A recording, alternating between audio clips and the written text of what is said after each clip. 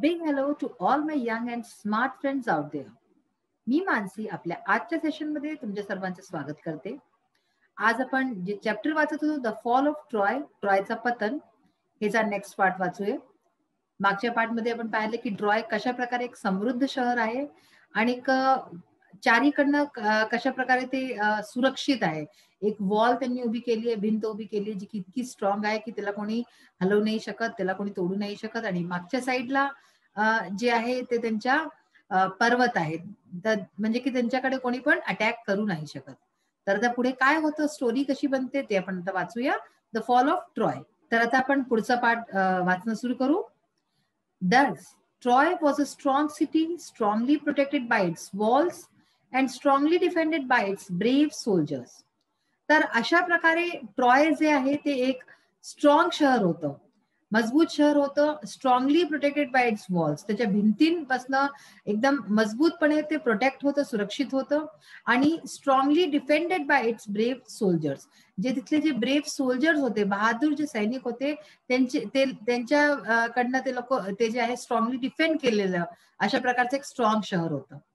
But all the kings and heroes of Greece had declared war against the Trojans. पण जे आहे जितकेही राजे होते आणि हिरो होते ग्रीस जागेचे, त्यांनी जे आहे एक युद्ध जे आहे घोषणा केली होती ट्रॉजन्सच्या खिलाफ. Because Paris, a prince of Troy, had persuaded Helen, wife of a Greek king Menelaus, to elope with हिम.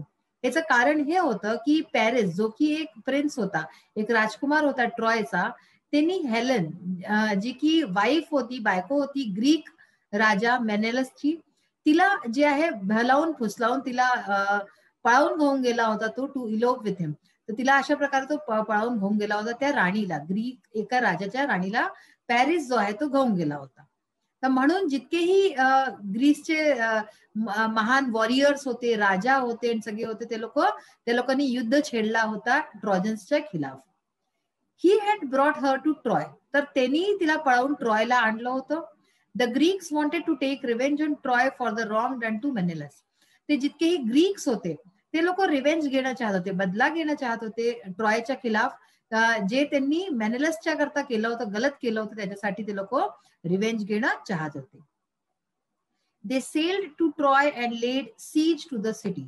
तर अशा प्रकारे त्यांनी सेल केलं, ते समुद्राच्या द्वारे ते त्या शहरपर्यंत आले आणि laid siege to the city, म्हणजे की शहरला बंद करून दिलं. बंद म्हणजे कसं की ते लोक आतल्या आतच राहून गेले होते, ते लोक आता बाहेर येऊ जाऊ नव्हते शकत. The Trojans too fought hard and the siege continued for 10 long years. तर अशा प्रकारे ट्रोजन्स जे होते त्यांनी पण खूप जे आहे लढले, अगदी खूप बहादुरीने लढले. आणि ही जी ह्यांची जी युद्ध होतं हा 10 वर्षापर्यंत चालत राहिला अशा प्रकारे. The fighting went on daily. तर ही जी यांची फायटिंग होती, हा युद्ध होता, हा रोज होत होता. But the siege did not end. आणि हा युद्ध संपतच नव्हता. On the one hand the Greeks could not take the city. एका हाताला जर एकी बाजूला पाहू तर आपण ग्रीक जे होते ते लोक कुड नॉट टेक द सिटी, ते लोक शहर नव्हते पोहोचू शकत. म्हणजे कारण की त्यांच्याकडे दार लागलं होतं, जसं की तुम्हाला सांगितलं मोठा असा दार होता ज्याला कोणी पार नव्हता करू शकत आणि जे भिंत होती त्याला तोडू नव्हतं शकत. तर अशा प्रकारे सिटीमध्ये ते लोक घुसू नव्हते शकत, ग्रीक्स जे होते ते. And on the other hand the Trojans could not force them to sail away. आणि दुसरी बाजूला जर पाहू तर जे ट्रोजन्स होते ते लोक ग्रीक्सला फोर्स नव्हते करू पावत, ते लोक जबरदस्ती करून त्यांना बाहेर काढू नव्हते पावत. आपल्या ज्या सीमा होत्या, जे सेल करून ते लोक बाहेर चालले जाय असं नव्हते करू शकत. Every day the Trojans came out of their gates. तर रोज जे आहे ट्रोजन्स जे होते, ट्रॉय सिटी जे राहणारे त्यांना ट्रोजन्स म्हटलं जातं. तर ट्रोजन्स जे आहे ते रोज आपल्या बाहेर येत होते out of their gates. And the Greeks came out of their tents and ships. आणि जे ग्रीक होते, ग्रीक लोक आपल्या टेंटच्या बाहेर आणि आपल्या जहाजाच्या बाहेर येत होते. अशा प्रकारे त्यांच्यामध्ये लढाई होत होती रोजची रोज. And the fighting went on. अशा प्रकारे लढाई चालली होती रोजची. Sometimes there were great battles between the. तर कधी कधी जे आहे खूप मोठी बॅटल होत होती बिटवीन द टू आर्मीज. हे जे दोन आर्मीज होत्या है ना, त्यांच्यामध्ये कधी कधी तर बॅटल होत होती. समटाइम्स देअर वर single fights between two great heroes. आणि कधी कधी असं होत होतं की दोन्ही बाजूकडनं एक एक ब्रेव हिरो म्हणजे जे त्यांच्याकडले जे महान योद्धा होते ते येत होते, सिंगली लढत होते आणि कधी कधी जे आहे पूर्ण आर्मी सुद्धा लढत होती, पूर्ण सेना लढत होती. Sometimes the trojans had the better of it and sometimes the Greeks. तर कधी जे आहे युद्धामध्ये ट्रोजन्स चांगलं करत होते आणि कधी युद्धामध्ये ग्रीक्स चांगलं करत होते. But still the fighting went on. पण तरी सुद्धा ती जी फायटिंग होती, त्यांची युद्ध होतं ते चाललं होतं, ते संपतच नव्हतं. Great heroes on both sides were killed in the course of the war. तर अशा प्रकारे इतक्या 10 वर्षामध्ये जे दोन्ही साइडचे महान जे हिरोज होते ते एक एक करून मरत गेले. After leading the defense of his city for 9 years, the brave Hector was at last killed by Achilles. तर आपल्या सिटी करता, आपल्या शहर करता 9 वर्षापर्यंत ब्रेवली लढत लढत शेवटी जे आहे द ब्रेव हेक्टर, जो खूप साहसी हेक्टर नावाचा एक होता माणूस, तो ऍट लास्ट मारला गेला बाय एचिल्स. एचिल्सच्या हातून, whom none could resist, ज्याला की कोणी पण थांबवू नाही शकत. But Achilles himself was killed later on. पण नंतर काय झालं की एचिल्स जो इतका महान योद्धा होता तो स्वतःही मारला गेला नंतर जाऊन बाय अ पॉइझन्ड एरो. एक जहरील्या अशा एरोनी, धनुषनी तोही मारला गेला. दॅट एंटर्ड हिज हील, जे की त्याच्या हील मध्ये, हील म्हणजे काय, पायाचा जो आपला हिस्सा असतो खालचा, जे आपण जे पाय ठेवतो खालती, तो हील असते आपली, ठीक आहे ना. तर तिथे लागला आणि तो मारला गेला. The only part of his body where he could be wounded. तर तोच एक हिस्सा होता त्याच्या बॉडीचा जो की ज्याला काही होऊ शकत होतं, तर तिथे त्याला एरो लागला अशा प्रकारे, पॉइझन म्हणजे की जहरीला, विषवाला, आणि तो मारला गेला. The only part of his body where could be wounded. Still later Paris himself was killed. आणि तरी सुद्धा नंतर जाऊन काय झालं की पॅरिस, जो की तिला पळवून आणलं होतं ज्याने की हेलेनला, तो स्वतःही मारला गेला ऑल्सो बाय अ पॉइझन एरो. तो सुद्धा मारला गेला अशाच प्रकारच्या एक पॉइझन्ड एरोनी, म्हणजे की जहरील्या विषाक्त जे आहे धनुषनी, तो सुद्धा मारला गेला. The trojans were tired of being shut up in their city. आता अशा प्रकारे इतक्या लंबा 10 वर्षाच्या युद्धनी जे ट्रोजन्स होते, ट्रॉय सिटीचे राहणारे जे नागरिक होते, ते लोक शेवटी थकून गेले होते आपल्या शहरच्या आत बंद होऊन. कारण की ते लोक आत बंद होते आणि ते जसं की सांगितलं गेलं होतं सुरुवातीला, ते लोक जेव्हा शांती काळ राहत होता तेव्हा ते दार उघडून आरामाने समुद्राच्या जवळ जात होते आणि आत बाहेर कुठेही आरामाने राहू शकत होते. पण आता ते बंद होऊन गेले होते म्हणून ते थकलेले होते. And the Greeks were longing to see their homes again. आणि अशाच प्रकारे जे ग्रीक्स होते ते लोक जे आहे आपलं घर जाणं चाहत होते, घर पाहणं चाहत होते. 10 वर्षात त्यांनी आपलं घर नव्हतं बघितलं. But still the fighting went on. पण तरी सुद्धा ही जी फायटिंग होती, हे जे युद्ध होतं ते नॉन स्टॉप चालू होतं, ते नाही थांबलं. तर अशा प्रकारे हा आज आपला फर्स्ट जो पार्ट आहे तो संपलेला आहे. आता बघा, हा जो आपला फर्स्ट सेकंड हे आपले जे एक्सरसाइजेस आहेत ते आपण केलेले आहेत ऑलरेडी. थर्ड सुद्धा आता आपण करूया पुढे जाऊन.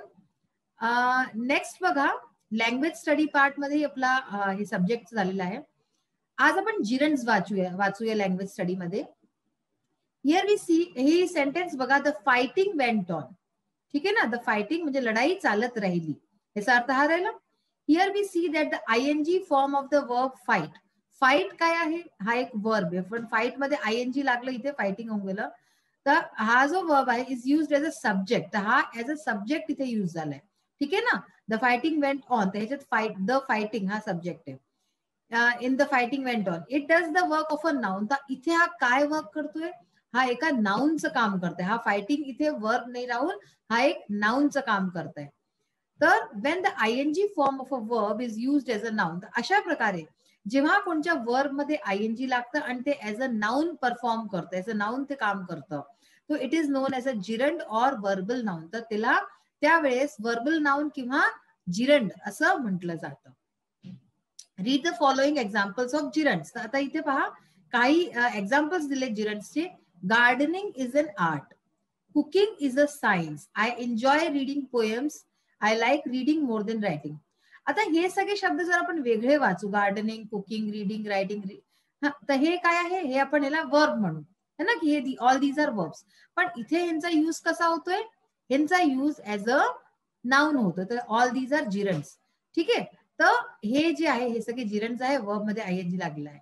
Rewrite the above sentences using other appropriate gerunds in place of the ones given here. तर अशाच प्रकारचे अनेक सेंटेन्सेस बनवायचा प्रयत्न करा तुम्ही. जसं की गार्डनिंग इज अन आर्ट. तर अशाच प्रकारे painting is an art, drawing is an art, तर हे तुम्ही लिहू शकता. ठीक आहे ना. तर आपल्याला अनेक सेंटेन्सेस बनवायचे आहे. I enjoy reading poems. ठीक आहे. आय एन्जॉय प्लेइंग गिटार, तर हा पण एक जिरेंड होईल इथे प्लेइंग. तर अशा प्रकारचे अनेक सेंटेन्सेस बनवायचे आहे. आता आपण आपला जो राहिलेला पार्ट आहे ह्याचा तो बघूया इंग्लिश वर्कशॉपचा. सो आपले इंग्लिश वर्कशॉपचे क्वेश्चन नंबर 3 आणि 4 राहिलेले आहेत, त्यांना आज आपण पाहू. थर्ड आहे state the counter action for the following actions. ह्याच्यामध्ये काय सांगायचंय, एक ऍक्शन दिलाय त्यांनी, जसा Helen eloped with Paris. Helen Paris बरोबर पळून गेली. तर ह्याचा काउंटर ऍक्शन म्हणजे की ह्याच्या नंतर काय झालं. तर आपण जेव्हा चॅप्टर वाचू, जर आपण तो पॅराग्राफ वाचाल तुम्हाला त्याच्यात दिसून जाईल. त्याच्यानंतर काय झालं, काउंटर ऍक्शन आहे, the Greeks wanted to take revenge on Troy. They sailed and laid siege to the city of Troy. So this is the counter action of Helen eloped with Paris. Next sentence काय आहे, the Greeks sailed to Troy and attacked it. ग्रीकनी जे आहे sale केलं म्हणजे तिथे आले Troy वरती आणि तिथे आक्रमण केलं. ह्याच्यानंतर काय झालं counter action, the Trojans fought hard and the siege continued for 10 long years. ट्रोजन्सनी पण जे आहे मेहनतीने लढले आणि ही सीज जी आहे 10 वर्षापर्यंत चालत राहिली. ऍक्शन बघा नेक्स्ट आहे, hectare was killed by Achilles. Hectare जो आहे तो एचिलिसच्या हातून मारला गेला. काउंटर ऍक्शन ह्याच्यानंतर काय झालं की Achilles himself was killed later on by poisoned arrow that entered his heel, the only part of his body where he could be wounded. हे आज आपण वाचलंच आहे की एचिलिस स्वतः सुद्धा त्याला एक जेव्हा विषाक्त जे आहे धनुष लागलं तर तो सुद्धा मारला गेला.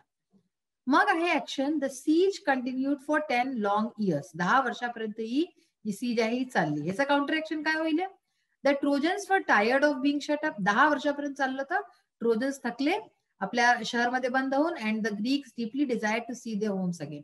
आणि ग्रीक्स आपल्या घरी जाणं चाहत होते कारण की 10 वर्षापर्यंत ही लढाई चालली आहे. आता नेक्स्ट ऍक्शन आहे, the fighting went on daily. रोज ही फायटिंग चालत होती, रोज यांची लढाई चालत होती. तर काउंटर ऍक्शन याचं काय झालं, even then the siege did not end. तरी सुद्धा ही सीज नाही थांबली. Greeks could not take the city, and the other hand, the Trojans could not force them to sail away back to Greece. म्हणजे Greeks शहरमध्ये नाही जाऊ शकत होते आणि ट्रोजन्स त्यांना फोर्स नव्हते करू शकत की ते त्यांच्या घरी परत जाय, सेल करून परत जाय. तर अशा प्रकारे हे आपण ऍक्शन्स अँड काउंटर ऍक्शन्स बघितले. आता बघा क्वेश्चन नंबर 4 आहे, from either of our 2 Indian epics. आपले 2 इंडियन एपिक्स कोणते आहेत, महाभारत आणि रामायण. ठीक आहे ना. Find out which battle war lasted the longest. तर रामायण आणि महाभारत मध्ये दोघांमध्ये युद्ध झाला होता, हे तुम्हाला माहिती आहे. दोघांमध्ये जो युद्ध झाला त्याच्यातनं आपल्याला सांगायचं की कोणता युद्ध सगळ्यात जास्त लंबा चालला.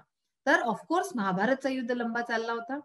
Right down about its cause. आपल्याला काय लिहायचं याचं कॉज म्हणजे कारण.